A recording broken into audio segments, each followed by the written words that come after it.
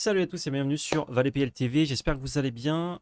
Comme vous l'avez vu au titre de la vidéo, aujourd'hui on va parler de Commander Multi, on va parler de pourquoi j'ai arrêté d'en faire régulièrement mes petites raisons que je vous expliquerai point par point et aussi à la fin de la vidéo comment je compte reprendre, me remettre au Commander Multi, ce qui pourra intéresser des gens. Pourquoi je fais cette vidéo d'ailleurs, c'est parce que pas mal de gens m'ont demandé mes nouveaux decks, où est-ce qu'ils en sont, est-ce que j'ai amélioré mes decks que j'ai fait dans une précédente vidéo il y a un moment, si j'avais fait tout ça. Du coup, comme je ne jouais plus, c'était non à chaque fois, sauf que juste répondre, je ne fais plus de commandes en multi, c'était un petit peu court.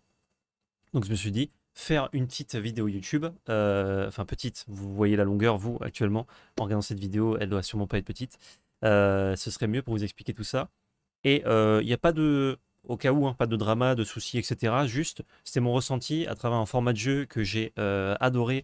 Et pendant un moment, je ne jouais d'ailleurs que à ce format-là en papier. Je jouais à d'autres formats en multi, en online, mais je ne jouais que à ce format-là en papier. Donc vraiment, j'ai kiffé ça. Et je trouve ça intéressant justement parce qu'il y a beaucoup de gens qui se mettent à Magic par le commandeur multi et des fois qui arrêtent Magic en arrêtant le commandeur multi et c'est tout. Alors que ou alors qui arrête de lui faire du Commander Multi et qui joue à d'autres formats de Magic.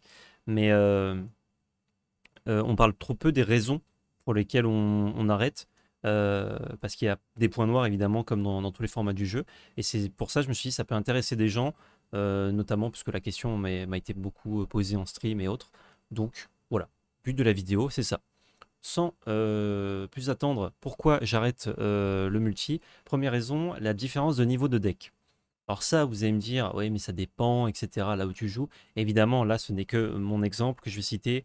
Tous les exemples que je vais citer, vous ne les avez peut-être pas vécus. Et tant mieux pour vous, ou tant pis pour vous. Mais je vais parler forcément d'expérience, puisque le format multi est un format casual à 99,999%. On ne parle que d'expérience qu'on a eue entre proches, avec des collègues, la majorité du temps. Différence de niveau de deck, qu'est-ce que c'est? C'est-à-dire que vous avez des decks qui n'ont pas le même niveau de puissance, pas forcément le commandant, hein, mais dedans, parce que pas le même budget, parce que pas le même niveau de deck build, pas le même prise d'information sur Internet, hein. Quelqu'un qui utilise des sites comme EDHREC par rapport à quelqu'un qui ne l'utilise pas, il y a une différence, hein. Si la personne qui ne l'utilise pas ne connaît pas toutes les cartes du jeu, elle va avoir un peu plus de mal à deck builder, à optimiser certainement, tellement l'outil EDHREC est puissant. Site que je vous recommande d'ailleurs quand vous avez déjà un peu roulé votre boss en commandeur multi. Donc voilà, différence de niveau de deck, et en fait c'est dur de se synchroniser. Je sais qu'il y a une échelle de puissance qui existe, genre mon deck c'est un 7, ton deck c'est un 8 et tout, on fait un mi-chemin, mais déjà il y a s'auto-juger, auto-noter son deck. C'est très dur, et je comprendrais bien que les gens n'y arrivent pas et qu'ils n'aient pas la même échelle, parce que par exemple, si euh, je ne parlais pas pendant un instant. Je prends un exemple pour vous faire comprendre. Je m'arrête de parler et je demande à différentes personnes combien de temps a duré ce laps de temps où j'ai pas parlé. Les gens vont pas dire les mêmes secondes parce qu'on n'a pas la même notion du temps, par exemple, qui passe. Et ben pour le niveau de deck, c'est exactement pareil. On n'a pas la même notion de comment juger le niveau d'un deck, comment juger les différentes cartes, ou alors on n'est pas objectif, etc. Donc c'est très sujet à interprétation, comme dit Gérald de la Rivière. Gérald de la Rivière. Merci beaucoup pour le sub. Donc forcément, euh, c'est normal de ne pas juger comme il faut son deck, mais ça induit, quand l'écart de jugement est trop important, des games qui sont pas très agréables pour les gens. Et notamment, pourquoi? Parce que les games avec un power level qui est pas très élevé sont longues, sont très longues. Enfin, peuvent être très longues. Et du coup, quand tu as joué, tu viens faire ta soirée Commander Multi, tu as passé 3 4 heures sur la même game des fois, et en fait, tu savais quasiment qui allait gagner au bout de quelques tours parce que tu as compris que le deck était au-dessus, mais il a quand même mis du temps à gagner. Bah, c'est assez frustrant. Et quand ça arrive régulièrement, c'est ça qui est frustrant. Donc déjà ça, la recherche de consentement, c'est-à-dire qu'on cherche tous à avoir du coup ce même niveau de deck, sauf que on n'a pas tous les mêmes moyens, on n'a pas tous le même budget, on n'a pas tous le même investissement en temps, en énergie, en envie, en plaisir dans ce format-là. Donc il y a des gens qui ont par exemple tout le moderne, donc ils ont une collection, ils ont un budget suffisant, mais ils n'ont pas envie de dépenser plus de 30 euros dans le corner multi. Donc leur deck multi, voilà, il va être budget pas très fort. Et à l'inverse, quelqu'un qui ne jouerait pas beaucoup à Magic, mais il ne joue qu'en multi, bah lui, il aura peut-être plus de sous à investir. Donc voilà, alors chacun, bref, ses budgets, ses raisons, tout ça. Mais ça, cette recherche de consentement pour avoir des niveaux équivalents, bah, ça va demander à des gens de peut-être plus investir ou quoi, ou les pousser à plus investir, et c'est pas forcément très bien. Et ça va demander à des gens qui ont plus investi, qui ont plus de cartes, de pas jouer avec leurs cartes. Et ça, c'est frustrant. Parce que, du coup, moi, je veux jouer avec mes collègues. C'est pour ça que j'aime le commandeur multi. C'est parce que je joue avec mes collègues et je joue avec des gens que je ne connais pas. Euh, Bah, de base, c'est pas quelque chose que je vais faire naturellement. Bon, je suis. Enfin, un peu un contre-exemple, c'est que si je suis en convention ou quoi, avec grand plaisir, je vais jouer avec des gens que je connais pas. Mais disons que de base, ça, je vais sûrement faire ça parce que des gens, eux, me connaissent. Mais si des gens ne me connaissent pas et que je ne les connais pas, il y a peu de chances que je fasse une game, par exemple. Donc ça fait que comme je vais jouer qu'avec mes collègues, cette recherche de consentement, ça, ça frustre. Bah, moi, par exemple, qui ai pas mal de cartes, je peux pas trop m'en servir. Et ça frustre aussi mes collègues que bah, si j'ai mal dosé mon deck, s'il est un peu trop fort pour la table, eux, ils n'ont pas de quoi compétitionner avec moi, compétitir. Et bah, du coup, c'est dur pour eux. Donc ça aussi à la longue, un peu chiant. Et bon, différence de budget, choix d'investissement, dans le différence de niveau, j'en ai déjà parlé, voilà, dans le précédent point, ça c'est la vie, quoi. Ça c'est un souci, mais si je comprends très bien d'où il vient, il n'y a pas de galère, on est OK. Deuxième point qui est, je pense, le plus important de pourquoi j'ai arrêté le Commodore Multi, la recherche du deck moyen. La recherche du deck moyen, qu'est-ce que c'est? Quel est ce nom étrange? C'est qu'en fait, ça reprend un petit peu les points que j'ai pris juste avant. Euh, Comme on ne fait pas du CEDH, donc de l'EDH compétitif, ça n'a rien à voir avec le 1v1, attention, c'est simplement du multi avec un très haut niveau de deck, des decks très chers, très combo, très contrôle, qui vont gagner potentiellement très rapidement. Donc ça, comme on ne le fait pas, on se limite à un certain niveau qui est en deçà. Mais comme le niveau qui est en deçà, il faut quand même qu'il soit bien en deçà, parce que bah, il y a, comme je le disais avant, des différences de budget et tout. En fait, on va rechercher, je recherchais à l'époque de quoi faire un deck pas trop fort, pas trop optimisé, pour justement pas me faire focus ou pas gagner tout le temps. Pas trop faible non plus, puisque dans mon petit groupe de jeu, il y avait un autre joueur notamment euh, qui, euh, qui avait pas mal investi dans le jeu, donc qui pouvait faire des decks un peu solides, et qui lui, en général, se privait pas hein, pour faire ses decks, et il a raison, c'est son kiff, hein, mais du coup voilà, ça pouvait dépeindre, et ce qui se passait, c'est que quand j'avais un deck trop faible, bah, c'était très dur de gagner, et en fait, c'était ce joueur-là, euh, qu'on appellera Bertrand, c'était Bertrand, qui avait de grandes chances de gagner. Et du coup, si quand je joue des decks pas power, bah, c'est Bertrand qui gagne régulièrement, et si quand je joue des decks power, c'est Bertrand ou moi, voire plus moi, qui gagne, si jamais bah, j'ai des decks plus puissants, effectivement, ou que, je sais pas, je joue mieux, j'ai plus de chance sur une partie, bref, on s'en fout, bah, c'est des parties à 4. Donc ça veut dire qu'il y a deux personnes, elles vont juste tout le temps perdre des games. Et c'est pas cool. Donc je vais pas faire un deck pour que les autres gagnent non plus, mais et cette espèce de truc étrange de je dois chercher un deck, la recherche du deck moyen, qui doit gagner assez régulièrement pour que je sois satisfait et content, pas trop régulièrement pour dégoûter les autres ou les écraser. Et encore plus dans cette recherche du deck moyen, là on a deux paramètres, j'ajoute au troisième, qui est un deck trop impressionnant. C'est exactement le cas de mon deck monocolore Eldrazi. On me focus avec, mais ce n'est pas justifié. C'est arrivé dans des parties où, je prends des exemples un peu résultat oriented, hein, mais bon, c'est ce que j'ai vécu. Typiquement, j'ai une 10-10, Annihilateur 2, voilà, grosse bête. J'en ai qu'une. 4 adversaires, si je me mets à les attaquer, va falloir 3 coups chacun, voire 4 coups chacun pour les tuer. Ils voient le truc venir. C'est pas un deck, mon deck Eldrazi, si jamais, qui est très, très optimisé, etc. C'est pas en mode tour 1, je fais mon général et j'ai gagné. Donc, j'ai pas tous les cailloux de face mana, j'en ai quelques-uns, mais pas tous, donc c'est pas possible de tous les faire. Du coup, qu'est-ce qui se passe? C'est que quand je fais une 10-10 et Annihilateur 2, les gens se disent oh là là, mais il faut le battre vite! Parce que j'ai fait un truc un peu tôt, un peu fort. Quand bien même ça va mettre du temps à tuer ne serait-ce qu'un joueur. Et du coup, bah, les gens qui avaient du board, ils ont dit allez, on le tue. Et ils m'ont tué. Notamment une personne qui avait beaucoup de board, qui était plus menaçante que moi, puisque du coup elle m'a tué en 2 tours, ce que moi je ne pouvais pas faire. Donc c'était plutôt elle la menace.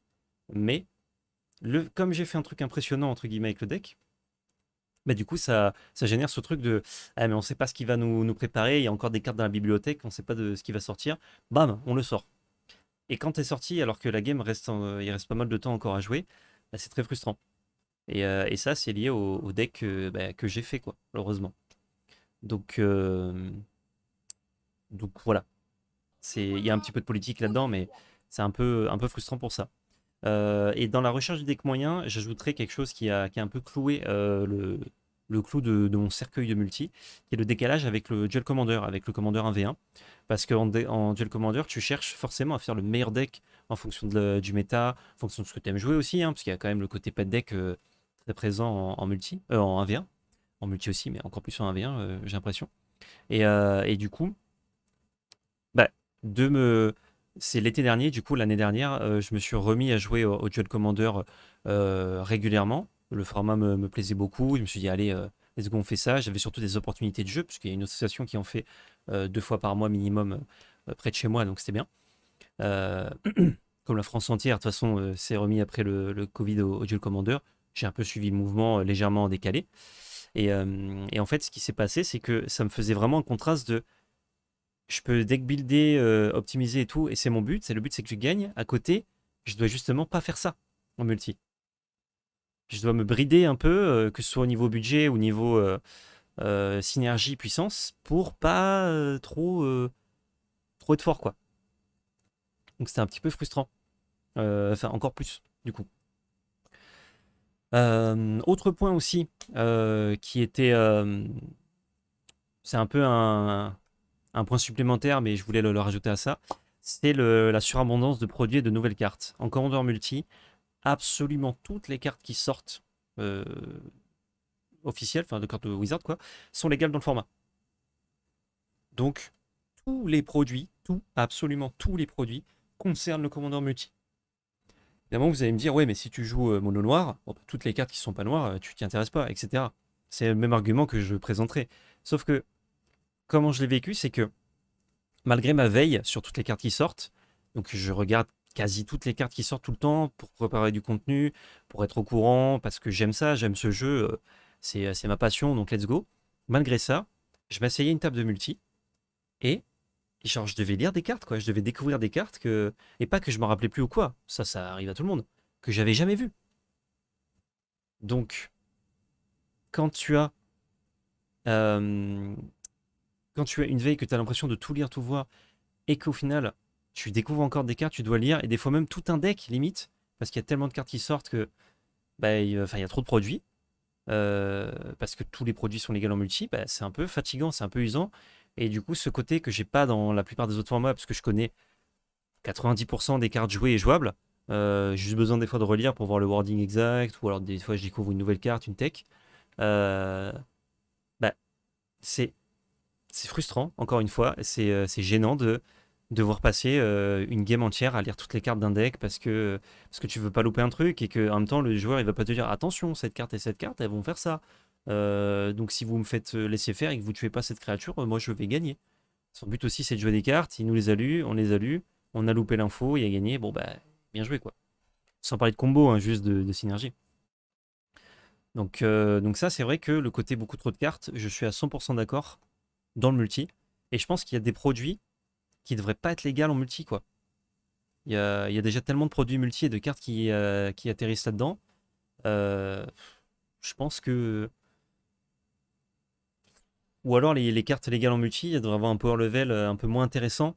Du fait qu'il n'y en ait pas tellement que ça qui atterrissent sur les tables de jeu, quoi. Enfin bon, ça évidemment, je vais pas. Wizard va me dire, mais pourquoi? Parce qu'on fait plein de produits, ça se voit, on fait de l'argent. Et je n'ai rien à opposer à cet argument, hein, à part que les gens, au bout d'un moment, sont saoulés. Mais en fait, le multi, t'arrêtes d'acheter des cartes, tu joues avec ce que t'as pas besoin. Mais c'est une frustration, en fait, de.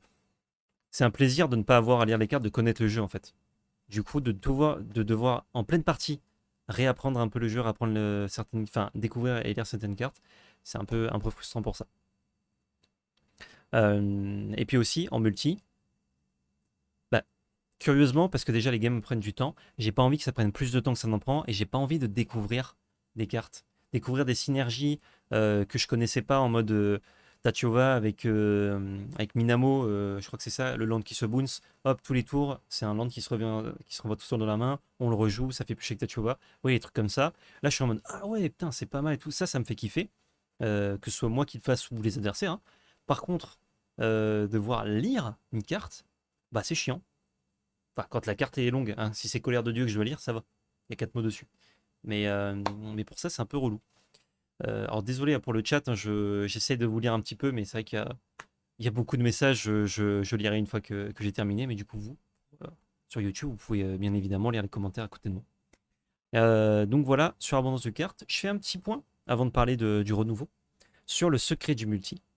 C'est que pour gagner, j'ai eu l'impression aussi, et ça qui était un peu chiant, c'est qu'il fallait que je cache mon plan de jeu. Alors que le multi, il y avait un côté partage, un côté ouais, ben moi j'adore les ornithorynques, donc j'ai fait un deck ornithorynque. Et mon commandant c'est Gormuldrak parce qu'il joue des salamandres. Et les salamandres c'est un peu des ornithorynques, donc je joue ça et c'est cool. Alors que en fait, si tu le caches, tu dis juste ouais, ouais, moi mon commandant, c'est trop tôt pour toi. Bah, tu le dis pas trop et tout, bah, c'est mieux. T'as plus de chances de gagner la game et tout. Et du coup, si t'as trois personnes qui sont honnêtes et une personne qui dit pas trop, dit non, non, mais mon deck est pas ouf et tout, bah, il y a des chances que cette personne qui gagne la game, en tout cas, qui soit proche de la gagner à la fin. Ça, je trouvais ça un peu nul. Mais c'est ce qu'induit le jeu, en fait. C'est pas tellement les personnes, c'est ce qu'induit le jeu. Et notamment, si vous avez un commandeur qui est pas très clair, pas très puissant, qui a pas l'air puissant comme ça, plus un deck qui ronfle ou qui galère en early, c'est cheaté. C'est, on va vous laisser faire parce que vous galérez avec vos landes, vous faites des trucs pas ouf, vous faites rien. Vous avez un commandant, c'est quoi toi? C'est une 3-3 et quand tu as un artefact, hein, tu pioches une carte, un tour sur deux, ok, on s'en fout. Et puis voilà, une fois qu'il est en place, pouf, fini, trop tard, on l'a laissé se mettre en place et sauf qu'on n'avait pas vu venir et on va pas taper sur quelqu'un qui loupe ses land drop et qui galère, hein. Donc ça, pareil, c'est ces petits secrets du multi, hein. Faites un deck. Jouez pas assez de land, comme ça bah, les gens vous attaquent pas parce que vous galérez et vous faites une main parfaite. Jouez un commandant qui est pas très clair, comme ça les gens ils vont pas trop où vous voulez en venir. Et d'un coup, bam! Ça me rappelle mon deck Inata. Bon exemple Inata. Inata, si vous jouez un peu Magic, vous savez ce que ça va faire. Si vous jouez pas trop, vous dites ok, ça réduit le coût de 1 par cible. Ah ok, bon bah. Ok. D'accord, tu rampes un peu quoi en Jeskai. Sauf que non, Inata, ce que ça va faire des dingueries. Mais quand tu te prends les dingueries, c'est trop tard. Donc, euh, Donc ouais, c'est le secret du multi. Si jamais, en tout cas au tableau que je joue, ça marche bien de faire ça. Passons au renouveau. Qu'est-ce que c'est le renouveau? Comment? Pourquoi? Bah, du coup, toutes ces raisons pourquoi je ne jouais plus. Et pourquoi j'ai envie d'y jouer. Notamment parce que bah, Big, qui est dans le chat, pourra vous confirmer. En fait, on parlait de multi, on parle de situation, genre en buvant un coup avec les collègues, on n'était pas en train de jouer. Et je me dis, bah, en fait, le multi, c'est ça que je vais retrouver, c'est ces situations rigolotes. C'est le moment où le collègue m'a trahi une game et je m'en souviens 3 ans après. C'était marrant. Euh, c'est tous ces moments-là, c'est les moments passés que je veux retrouver, que je veux avoir, tout en jouant aux cartes. Évidemment, je ne les ai pas perdus hors carte, mais tout en jouant aux cartes, tout en jouant à Magic ensemble. Et c'est ça que je veux retrouver. Mais du coup, si je veux retrouver ça, mais que tout ce que j'ai cité, j'ai plus trop envie de l'avoir, il faut que je change. Donc il faut que j'ai la bonne approche, il faut que je change mon fusil d'épaule. Donc en tout cas, ça c'est toujours pareil, c'est par rapport à mes sentiments, entre guillemets, ce que je ressens quand je joue, etc. C'est pas une généralité, voilà. Si vous dites, je comprends pas ce qu'il dit, c'est juste parce que c'est mon retour d'expérience et que c'est sûrement pas le vôtre. Euh, donc, euh, donc voilà, avoir la bonne approche, changer ça, retrouver les collègues, c'est important. Il y a des collègues même que j'ai pas vus depuis longtemps parce que bah, je les voyais quasi que à l'occasion de commandes en multi et c'est dommage. C'est dommage, c'est dommage. Donc j'ai envie de les revoir, ces collègues. Au moins une fois. Pour me dire, ah, est-ce qu'ils m'ont vraiment manqué? Je rigole. Évidemment, ils m'ont manqué. Euh, et du coup, comment on fait pour changer d'approche? Eh ben en fait, il faut prendre ça, enfin, je vais prendre ça comme un jeu aux règles à part entière, en fait. Je le prends même plus comme étant Magic, limite. Et pas, je le prends pas, attention, comme un jeu de société ou quoi, mais vraiment comme, c'est un jeu différent. C'est un TCG presque différent, qui a des règles différentes, des règles de jeu différentes. Je parle pas d'avoir 20 points de vie de plus, hein. Je parle de la politique, je parle de tout ça. Et du coup, le prendre en compte dans ce que je vais faire, ce que je vais jouer, euh, ce que. Enfin, tout ça, tout ce que ça englobe. Tout ça, en tout cas, pour me remettre le pied à l'étrier, pour me remettre au format. Tous les decks que j'ai actuellement, et j'en ai pas mal, la plupart, je pense que je vais les défaire. Je vais même pas les garder en squelette ou quoi, je vais vraiment les défaire pour repartir un petit peu de zéro. En garder seulement certains que j'ai toujours envie de jouer, qui me plaisent, que j'ai envie d'améliorer, etc. Des petits pet decks. Mais là, je pense qu'actuellement, alors c'est des squelettes, hein, mais je dois avoir 12-13 decks de commandeur multi au moins, peut-être un peu plus. Ouais, même plus, ouais, peut-être plutôt 14-15. Je vais changer ça. Et typiquement, voilà, bon exemple, Raffine, bon exemple, Romagic, pardon. Raffine, c'est quelque chose que j'ai beaucoup joué en DC et que j'aime beaucoup. Mais là, je vais plus le jouer en DC, en tout cas dans les mois qui arrivent. Je sais pas si je le rejouerai plus tard ou quoi, on verra. Mais c'est un commandant que j'aime énormément. Et ça, bah, si j'ai envie de me faire kiffer et de le jouer en multi, je me fais un deck où ça marche avec. Et c'est parti. Je joue Raffine en multi.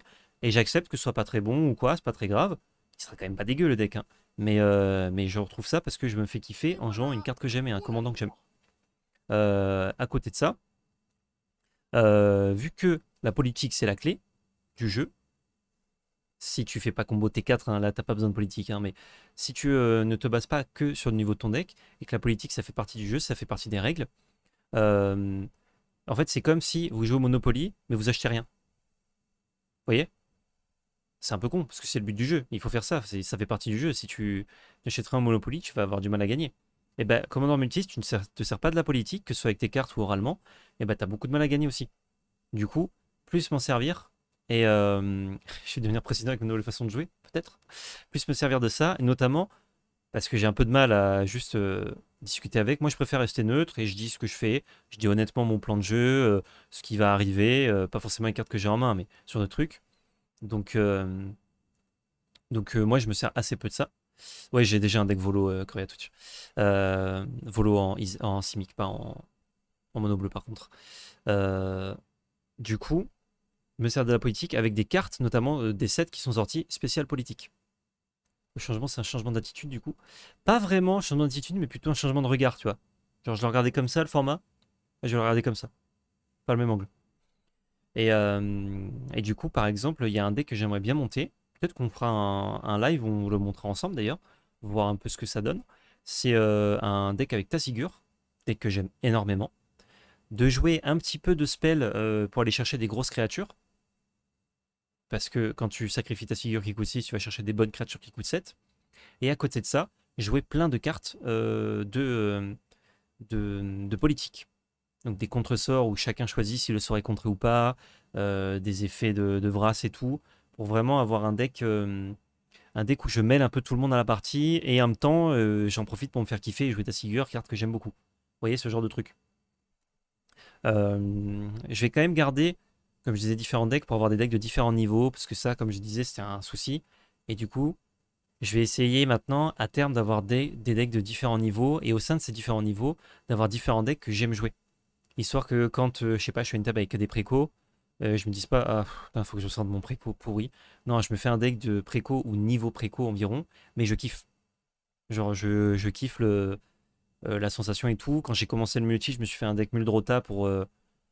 J'avais genre 20 euros de cartes, j'ai acheté 40 euros de cartes sur Card Market à l'époque, et j'avais un deck qui était super bien. Il était lent, mais il était super bien. Et ça, vous voyez, ce serait peut-être mon deck budget pour jouer contre des précos. Parce que maintenant, les précos sont un peu plus forts qu'avant en plus. Et d'avoir un peu tout ça. C'est un peu le but pour continuer et pour reprendre plutôt le multi, quoi. Et dernière chose aussi, être un sale type, de temps en temps, c'est important. Par exemple, j'ai un deck mono noir discard avec Tiny Bones. Tiny Bones qui met très cher puisque c'est une carte qu'on a révélée au monde entier avec Val. D'ailleurs, je vais acheter le Secret Lair avec Tiny Bones dedans. Euh, du coup, ça, mono noir discard, les gens n'aiment pas, c'est normal. Mais moi, j'aime bien.